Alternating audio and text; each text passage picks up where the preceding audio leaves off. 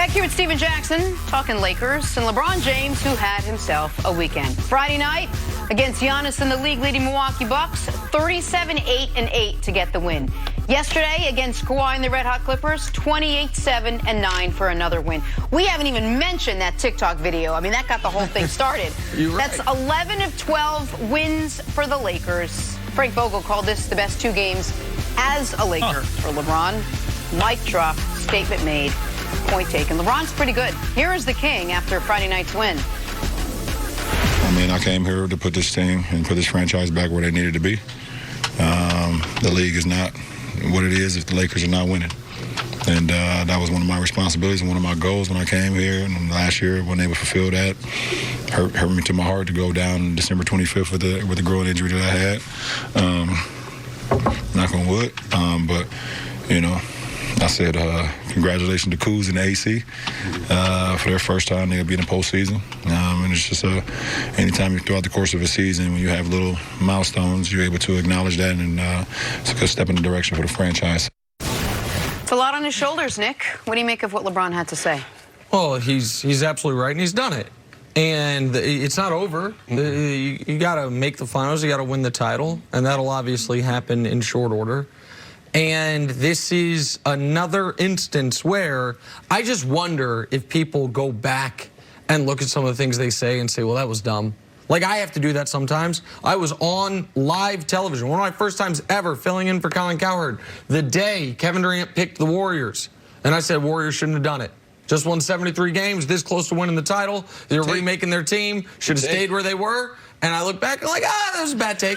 Why it's a would bad you take. say that? It was a bad take. Listen, who would have thought? I've got I sat You're probably here. the only person said that too. I sat here when Carson Wentz got hurt, and I said there's 9 teams that can win the Super Bowl. Philadelphia now no longer one of them. And a few weeks later, Philadelphia at their parade is tweeting out a clip of me saying they can't win the Super Bowl. So sometimes we get things wrong, but I try not to make the same mistake again and again. And there's a group of folks that just like to be wrong about LeBron every time. And I'm old enough to remember he's going to L.A. because he cares more about movies. And then while he's making a movie, he hasn't built a basketball court so he can work out every day at 3:30 in the morning. So does Adam Sandler. Like, okay, all right, sure. I'm old enough to remember LeBron is killing what the Lakers are building by trying to force them into trading their young core for Anthony Davis. How's that working out? And I'm old enough to remember LeBron James is too passive in this coaching search, doesn't care, and is checked out because Magic has left. How'd that work out? And I'm old enough to remember LeBron James in year 17 coming off a first major injury. It's unfair to expect MVP-level production from him that we all need to acknowledge he's on to a different phase of his career. How's that working out? And so, yeah, LeBron believed he could do it. A few of us believed he could do it, and for everyone else, he's proven him wrong. And by picking the Lakers stack, he did pick one of the only teams where it is simply anything short of a championship's a failure. It's not get us to our first finals. It's not get us. It's no. We've got more banners than anybody, so get us another one. And he's well on his way to doing it. Well, let me go back. I don't know why you thought that KD going to the Warriors was It was a bad take. I don't know why you thought the Philadelphia's going to be bad. Foles' history has proven he was better than the starter. I'm not talking. Don't Okay, it was a bad take. I'm just saying, it was history proving he's better than the starter. I got it. It was a bad take. I'm first team all common sense. That's all. All right, that's fine. It's a bad take.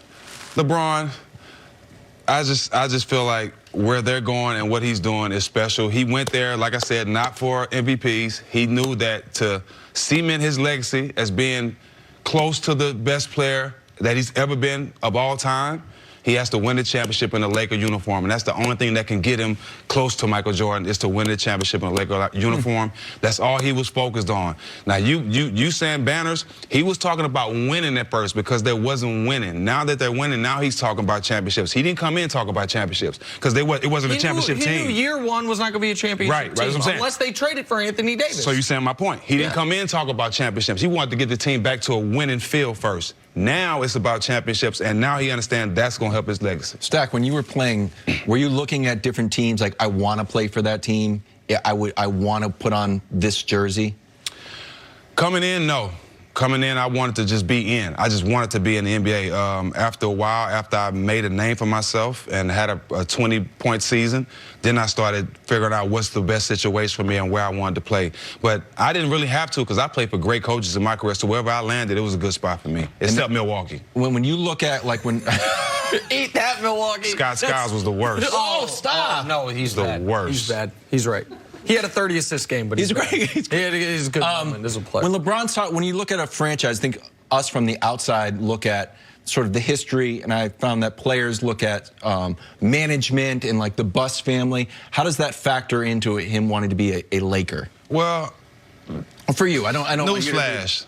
Half the players on a roster don't even know who the owner is. They might know the name because they've seen him. You don't think the Buss family, it's different for the... Like, I'm sure the Busses run the Lakers differently. Well, I played in San Antonio, and the Hope family were real involved. But we probably only seen them at games or at events. A lot of, like, the guy that doesn't play, they won't get a chance to shake their owner's hand. They won't know the owner. And that's just how it is. It's just the harsh truth. A lot of guys don't even know who the owner is. But when you ask about whether players know who the owner is, there's something different about LeBron. I don't remember another player who understands his place in the sport, his place in the history of the sport, and what his legacy means to the sport, until they're done playing the sport.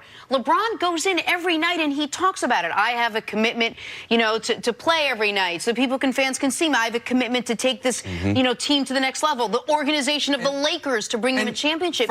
He's cognizant of all of that. Furthermore, Jenna, the part of LeBron's commitment that you left out, but I imagine is the one that you like the most and you have the most appreciation for, is the only way this is possible in year 17 is a tireless and almost unprecedented commitment to his body, conditioning, and health. That LeBron is averaging the fewest minutes of his career this year.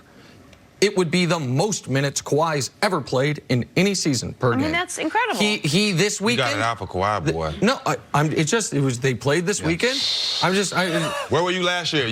Where were you talking? Kawhi was unbelievable for a month last year. I gave him full credit. I gave him full credit. But listen, LeBron this weekend, Jenna, went up against a guy, Giannis, 10 years younger than him, and a guy, Kawhi, who's been in the league roughly half as many years. And who looked fresher at the end of those games? Yeah, LeBron. Who looked more ready for the moment at the end of those games? That don't happen by accident. Not at this point in his career. We can say early on, touched by God, physical freak, all these things. The only way this... That's still there, though. Absolutely. Yeah. But the only way this happens in year 17, where Jordan had been retired for 2 years, Bird had been retired for 4 years, only Kobe and Kareem and Karl Malone were anywhere close to all-star level players in year 17. At the end of year 17 for Kobe, fortunately he popped his Achilles. Kareem, that was his final year averaging 20. For Karl Malone, that was his final. It was 1 year removed from his last All-NBA appearance. They were all in the downtick. This is one of LeBron's finest seasons ever. That only happens with a year-long commitment to being this level of athlete, which is why I found the whole, he's more focused on making game shows narrative so laughable. I forgot about that. Playing in this era has helped him too. Oh, absolutely. The game is nowhere close as physical. Playing in that era, that'll take 5 years off your career. Yeah, okay, but... Just facts. But don't... It's just facts, bro. The flip side to that is playing in that era for a guy as physically dominant as him, where you're allowed to be more physical, would play more into his hands. An era that was less about shooting, when shooting's been of his offensive game probably his weakest part. That part probably plays more into his style of play than this era you does. can't measure hitting the floor and getting slammed to the floor. You can't measure that. That take a lot out of a lot of people. The strongest guy, if he hit the floor and get fouled, that'll take the heart out of him. So you never know how that'll play out. All right, we're going to have much more on LeBron's workouts and how they compare to mine coming up later this morning. But it was a busy weekend. Not so busy that we couldn't compile our list of best of. Here we go, starting with best connection of the weekend. Lonzo to Zion. I'm dreaming. 2 long-range alley-oops in less than 2 minutes. This looked great. I wish I could jump like that. Oh. So you could jump like Zion? I'm one of those guys that can jump over a piece of paper, okay? I had a right leg, and that's all I had. Didn't have a 2 leg, didn't have a left leg. My right leg was the best leg. How about the pass, though? Lonzo, this month, or the last 6 games, I should say, not just March, I think 28 and 8. Good percentage from 3 this year. Playing his Best basketball. windmill of the weekend goes Inconsistent, to though. Zion. Inconsistent. Another thing you said you never really did. I've never done that. No. No, there's no lie. I've never windmilled in my life.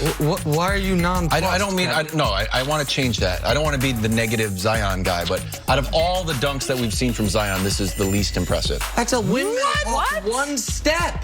At It's a 270? windmill off one At step. 310 pounds?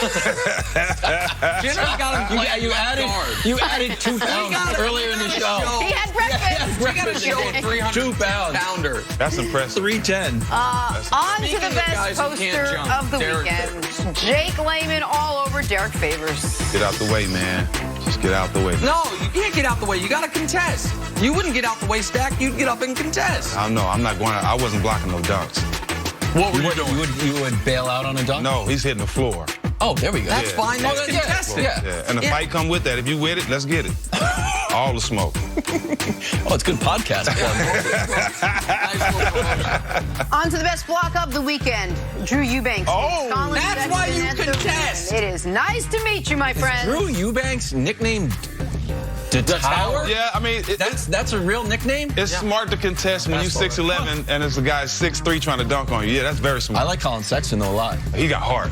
I love Is him. he good, got, though? He got heart. He can good? be. He's He playing can his- be. Everyone says, like, he's got heart. He's in a bad intense. I'm like, situation. He's in a bad situation. When Tristan Thompson is shooting threes on your team, you're in a bad situation. Steven tells it like it is. Yeah, He doesn't hold back. It's the Cavs what they've been their entire history. On to Without the best dad dance of the weekend. Everyone on this set is a dad. Except for me. Except for me. These two dads go head to head in an epic All dance right, off. here's the thing, Steven, and I know you can actually dance, but you do, like, are you in any of your daughter's TikToks doing goofy things? Yeah, we got a couple TikToks and Yeah, stuff. exactly. You got to do goofy things either for your Okay, kids I or don't to see embarrass a your daughter kids. anywhere near these Yeah, two, nor a TikTok logo in the bottom. They're of that doing this. screen. The beverages are doing this dance. There we go. The They beverages are doing just- this dance. Yes. They just want to be out there moving. Yeah. Too much coffee.